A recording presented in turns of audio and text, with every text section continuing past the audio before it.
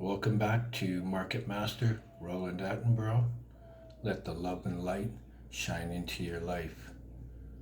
This recording is for a very specific and for one Gemini that is vibrating heavily in my life. Let's just go take a look at what I'm saying while we go zero in on the zodiac. So this production is for a very, very specific Gemini.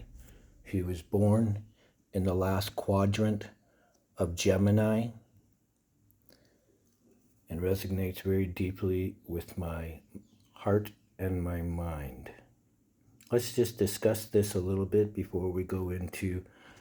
I pulled 3 cards from the Zodiac deck. I shuffled it, and I don't pre-pull cards out. I let everything happen as the great architect of the universe would want things to be done. And then I'm going to give the small interpretation of what it is that I see in my past life, what happened, and the past, what happened before the present, the feeling, and what's happening right now into the future coming. So let's go talk about the Zodiac. The Zodiac has been changed from 13 signs to 12. I'll just give a really quick, brief synopsis of this.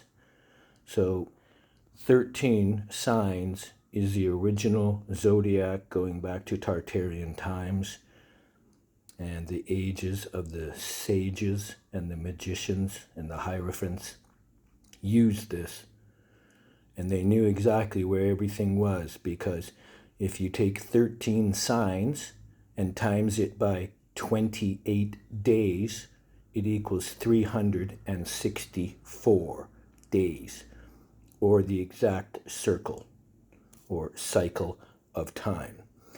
But today we're talking about, because we've had our zodiac and a lot of things changed, we have 12 signs.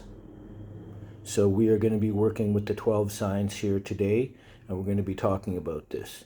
So anyone that is a Gemini right now, doesn't matter if you're a man or a woman, you are at your highest physical vitality. What do I mean by that? Well, the highest physical vitality is when the moon comes around after 28 days and returns to where your sun sign is. That's when you have the greatest ability to create a living, sentient being, a baby, right? The creation of the Lord. So for women, which is kind of opposite from men, I'll explain that in a second, but for women, they understand a 28-day cycle a lot better than men do. And I'll explain this. So after 28 days, a very fertile, healthy woman is capable of creating a baby. And when no powerful fluid, the electric energy from the man's testes, semen, when a woman is not given the semen before her period, the blood has to return to the ground. Well, we don't allow it to go to the ground now because they make you wipe it up with things that you have to soak it up with. So the blood never really returns to the ground. We chuck it in the garbage or whatnot, or they put it in the toilet, which is wrong. Don't do that. Anyways, so I am a Taurus, and I was born on the 28th degree.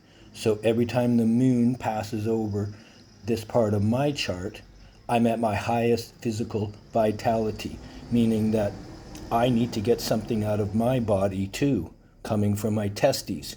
So guys, this is how you know, like after your cycle of 28 days, you're feeling at your highest physical vitality. You're super strong. You're like invincible. Women are the same. So when the moon comes around, and they make their cycle. The blood either has to be initiated by the semen or it has to go back to the ground. So anyone that is a Gemini, but this one is for a very specific Gemini. This Gemini is on the cusp and is vibrating 30 days from me. I'm not going to mention who it is, but they have a lot of life and love and light, and I see it every time I see their channel and the stuff that they're doing. Anyways, peace and love to them. So the next zodiac sign that the moon will be entering into is Cancer. And I know that this sign gets a bit of a bum rap because they called it cancer, and we have this disease called cancer. So please don't be mad at your sign where you were born and that you were born into a cancer. It doesn't mean that you have anything bad going on. So just forget about all that. It's just a word play. So just forget about that. Anyways, for those next moving into this sign of Cancer, your physical vitality, man or a woman, will be reaching the highest potentiality. So I needed to teach you and show you about that. So now, let's go ahead now and just take a quick look right over at our Zodiac tarot deck. And I shuffled this, and this is a book I got from my dad. I didn't know that he was going and seeing a sage. My dad was a big military man, and he would never ever reveal that he's ever done that. So I found this after he passed away in his private stuff. So I didn't realize he had a zodiac or a tarot deck and was seeing a sage. Anyways, I was brought to tears when I found it.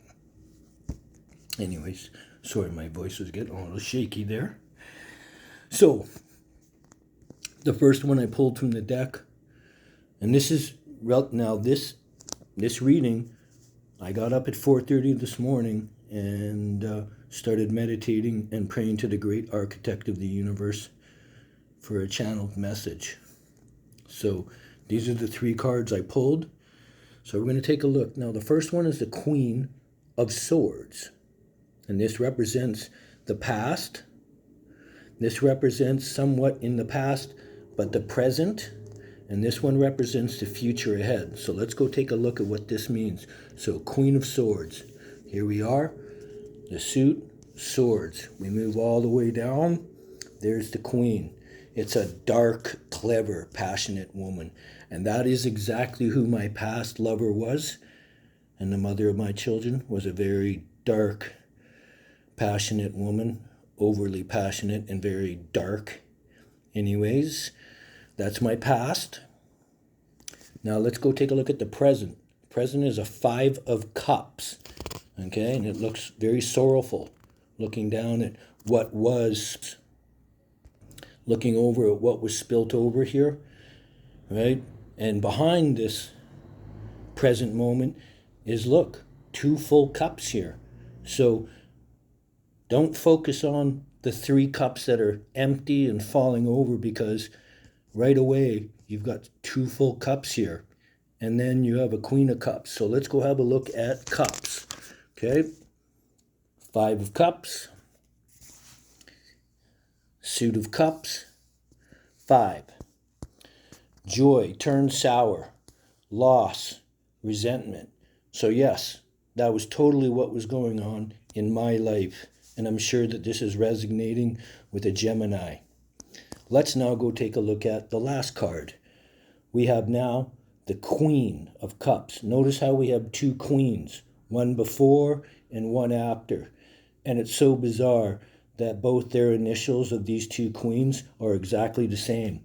Radiant, like I can't believe it. Anyways, let's go to the Queen, right? Queen of Cups. Suit of Cups.